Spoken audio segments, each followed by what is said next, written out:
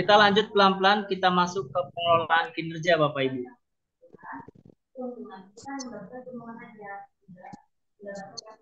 Oke, saya coba tunjukkan. Ini saya udah pernah ngisi, maka kalau yang sudah pernah mengisi, tulisannya lanjutkan rencana kinerja. Tapi bagi yang belum pernah ngisi, nah untuk pertama kali Bapak Ibu klik mulai. Kalau baru pertama kali Bapak Ibu masuk ke pengelolaan kinerja, setelah itu Bapak Ibu pastikan data Bapak Ibu sudah sesuai. Nama, NIP, golongan, dan seterusnya. Lalu Bapak Ibu masukkan golongan Bapak Ibu, kalau P3K lihat kembali SK yang diberikan, golongan berapa. Lalu untuk ASN atau PNS juga sesuaikan dengan golongannya. Jika sudah sesuai Bapak Ibu bisa lanjutkan, maka tampilannya akan seperti ini. Lanjutkan perencanaan. Nah, ini Bapak Ibu. Saya coba jelaskan satu-satu di bagian atas Bapak Ibu. Ini adalah rangkaian kegiatan Bapak Ibu dalam membuat SKP. Apa itu SKP? Sasaran kerja pegawai. Di sini ada praktik pembelajaran, ada pengembangan kompetensi, ada tugas tambahan, ada perilaku kerja, ada rangkuman Bapak Ibu. Nah, dalam praktik pembelajaran, di sini akan muncul 8 indikator Bapak Ibu. 8 indikator, kita coba hitung. 1, 2, 3, 4, 5, 6, 7, 8. 8 indikator ini sudah terintegrasi dengan raport pendidikan Bapak Ibu. Di mana raport pendidikan di sini akan terlihat identifikasinya, yang merah itu kurang, yang kuning itu cukup. Oke, kalau Bapak Ibu ingin melanjutkan melihat raport pendidikan, Bapak Ibu bisa langsung ke sistem raport. Tapi hemat saya tidak perlu karena ini sudah terintegrasi. Yang Bapak Ibu lakukan adalah pilih salah satu indikator yang diberikan. Platform Merdeka Mengajar membuat rekomendasi indikator. Di sini ada tulisan rekomendasi. Silakan Bapak Ibu, bahasanya 2 indikator ini adalah yang sangat disarankan oleh PMM. Saya menyarankan Bapak Ibu memilih indikator yang berwarna merah, karena itu yang harus sesegera mungkin diperbaiki di raport pendidikan. Saya menemukan kasus bahwa guru-guru indikatornya tidak ada yang merah, biru semua, bahkan hijau, artinya raport pendidikannya sudah bagus. Kalau kondisinya seperti itu, Bapak Ibu bisa memilih indikator manapun. Tapi kalau muncul ada tulisan rekomendasi, Bapak Ibu diharapkan memilih indikator rekomendasi. Setiap guru bebas memilih satu indikator saja. Kita tidak bisa memaksakan guru yang lain harus sama indikatornya dengan kita atau kita mengikuti guru lain. Jadi bahasanya begini Bapak Ibu. Kira-kira nanti di kelas Bapak Ibu akan disupervisi terkait apa? Penerapan disiplin positif kah? Keteraturan suasana kelas kah? Perhatian dan kepedulian. Jadi Bapak Ibu sudah membayangkan ketika memilih indikator berarti kelak nanti yang akan diobservasi adalah terkait indikator yang Bapak Ibu pilih. Jika Bapak Ibu memilih indikator penerapan disiplin positif, misal, maka nanti kemungkinan observasi kelasnya menitik beratkan terkait penerapan disiplin positif. Seperti itu ya Bapak Ibu ya. Jadi Bapak Ibu pilih salah satu indikatornya saja. Nah, kalau Bapak Ibu sudah pilih, maka Bapak Ibu lanjut ke pengembangan kompetensi. Nah, ini yang banyak sekali guru-guru gagal fokus ya Bapak Ibu. Rencana hasil kerja ini Bapak Ibu bisa baca di Perdirjen 7607. Pengembangan kompetensi ini adalah bagian yang dipertimbangkan, bukan yang dinilai. Saya ulangi lagi, bagian yang dipertimbangkan, tapi bukan yang dinilai. Yang dinilai, lalu yang dinilai apa? Yang dinilai adalah perilaku kerja dan praktik kerja. Oke, saya lanjutkan. Bagaimana memilih RHK ini? Saya akan contohkan. Saya coba hapus dulu. Jangan khawatir. Di sini Bapak Ibu dikasih keterangan minimal 32 poin. Yang Bapak Ibu lakukan adalah bayangkan selama 4 bulan ke depan atau 5 bulan ke depan.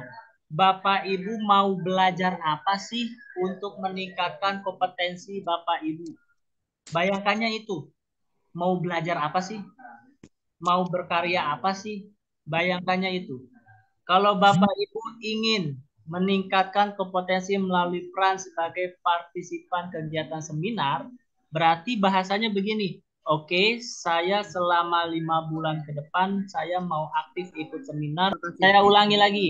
Jika Bapak Ibu memilih ini yang saya tandakan biru, meningkatnya kompetensi melalui peran sebagai partisipan kegiatan seminar, lokakarya, konversi, simposium, dan studi banding lapangan yang diselenggarakan di pendidikan.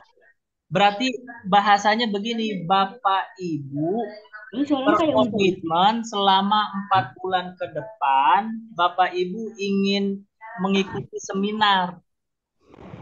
Satu kegiatan seminar, maka setara dengan 4 poin. Satu kegiatan seminar setara dengan 4 poin. Bapak Ibu punya keyakinan bahwa saya akan mengikuti seminar lebih dari 1 kali. Kalau Bapak Ibu punya keyakinan seperti itu, tinggal pilih jumlah kegiatannya. Jika jumlah kegiatannya 4, maka di sini akan dikali lipatkan. Nah, sisa poinnya masih kurang, Bapak Ibu bisa menambahkan rencana hasil kerja lainnya. Misal Bapak Ibu memilih sebentar yang sesuai. Misalkan ini, meningkatkan kompetensi melalui peran sebagai partisipan observasi praktik pembelajaran, persiapan dan pelaksanaan tindak lanjut bersama guru. Nah, jika Bapak Ibu ingin melakukan supervisi atau observasi pembelajaran dengan guru lain, Bapak Ibu bisa milih kegiatan ini. Bapak Ibu juga ngebayangkan, nanti 4 bulan ke depan saya mau melakukan supervisi, terus saya juga disupervisi sama rekan saya, sejawat saya selama 2 kali misalkan. Bapak Ibu bisa pilih kegiatannya 2 kali. Maka dia poinnya akan bertambah. 16 di sini sudah menjadi 32 poin.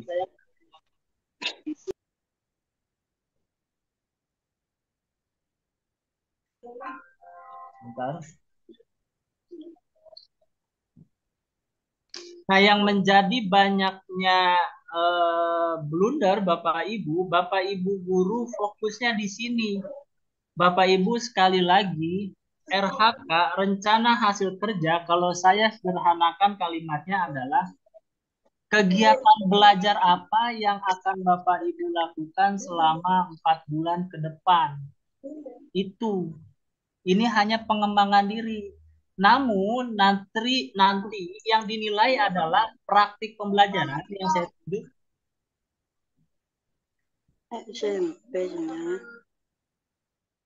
Praktik pembelajaran dan perilaku kerja Bapak Ibu. Yang dinilai adalah praktik pembelajaran dan perilaku kerja. Praktik pembelajaran dan perilaku kerja. Bapak Ibu jangan stres, jangan memburu sertifikat, jangan sekedar mengejar lembaran sertifikat.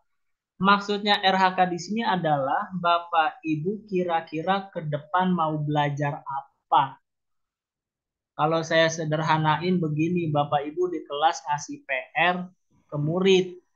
murid kerjain untuk sekedar menambah pengetahuan, bukan sekedar mendapat nilai. Sama begini juga RHK Bapak Ibu. Ke depan Bapak Ibu mau menambah pengetahuannya dengan cara apa? Misalkan Bapak Ibu milih ini, meningkatkan melalui peran sebagai coach, mentor. Bapak Ibu nanti akan menjadi coach misalkan. Pilih kegiatan-kegiatan yang sekiranya Bapak Ibu mampu untuk melaksanakan. Jangan mentang-mentang poinnya besar, Bapak Ibu nggak kebayang bikinnya apa. Nggak kebayang melakukannya seperti apa. Jadi pemilihan RHK ini menurut saya pilih poin-poin yang sekiranya Bapak Ibu bisa uh, memenuhi atau bisa dilakukan. Jangan sampai ini menjadi beban karena ini tidak dimasukkan dalam proses penilaian. RHK ini hanya bagian di pertimbangan dan menjadi catatan digital saja atau rekam jejak digital saja. Karena kalau penilaiannya hanya perilaku kerja dan praktik kerja saja. Misalkan saya mau milih ini ya, meningkatnya kompetensi melalui narasumber. Saya ngomong sama diri saya sendiri bahwa kayaknya saya ke depan bisa deh jadi narasumber di 4 atau 3 kegiatan. Makanya saya akan milih ini, misalkan saya target 4 kegiatan. Makanya dengan 4 kegiatan ini saya sudah cukup mendapatkan nilai minimal. Lalu bagaimana nanti cara bacanya Bapak Ibu? Bapak Ibu, poin ini adalah paling kecil 32 dan bukan paling besar, 32 dan 128. Kalau Bapak Ibu hanya memilih RHK sampai 32, maka nanti jika Bapak Ibu berhasil mengupload dokumennya, itu predikatnya akan menjadi atau deskripsinya akan menjadi sesuai ekspektasi. Saya ulangin, kalau pas 32 sesuai ekspektasi. Bapak Ibu ingin melebihkan, biar melebihi ekspektasi saya mau nambahin lagi, silakan. Bapak Ibu misalkan ingin menjadi, nah ini, meningkatnya kompetensi melalui peran sebagai peserta atau, berbagi praktik baik yang diselenggarakan komunitas. Oke, pilih satu kegiatan saja misalkan. Maka poinnya akan menjadi 36.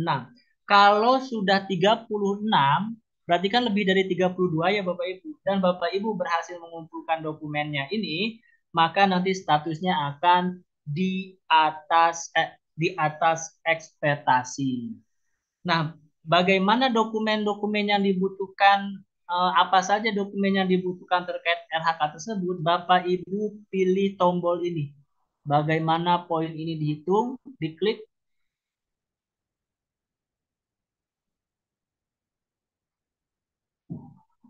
Tunggu sebentar Bapak Ibu masih loading.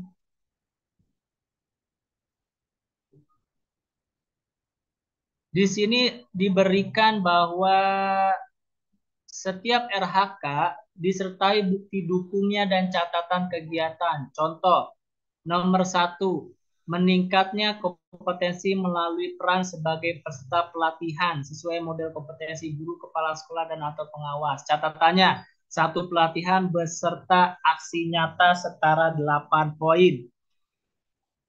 Sertifikat 8. Jadi Bapak Ibu, kalau Bapak Ibu bisa menyelesaikan 1 aksi nyata, dibuktikan dengan sertifikat, maka Bapak Ibu bisa mendapat poin 8. Begitu cara pembuktian bahwa Bapak Ibu melakukan pengembangan kompetensi. Ini terkait RHK, lanjut ke tugas tambahan. Dan ini tidak wajib diisi Bapak Ibu. Tugas tambahan di sini Bapak Ibu bisa lihat kriterianya apa saja. Apakah sebagai wakil kepala sekolah bidang wakil kepala sekolah satuan pendidikan atau yang lainnya. Pak, ini boleh diisi nggak? Sebenarnya sih boleh, tapi kalau sebenarnya boleh nggak diisi. Tapi sayang kalau nggak diisi kalau memang Bapak Ibu memegang jabatan tersebut. Karena ini akan menjadi rekam jejak Bapak Ibu. Profil pengalaman pekerjaannya akan bertambah. Misalkan Bapak Ibu menjadi pembina OSIS. Kalau Bapak Ibu menjadi pembina OSIS, Bapak Ibu bisa klik ini. Lalu nanti dokumennya dibuktikan dengan SK. Nah, ketika tugas tambahan sudah diisi, lanjut ke perilaku kerja. Nah, ini adalah yang dinilai. Tadi praktik pembelajaran dilihat dari indikator, lalu perilaku kerja dilihat dari aspek. Di sini ada 7 aspek Bapak Ibu. Ada yang berorientasi layanan sampai ke aspek kolaboratif.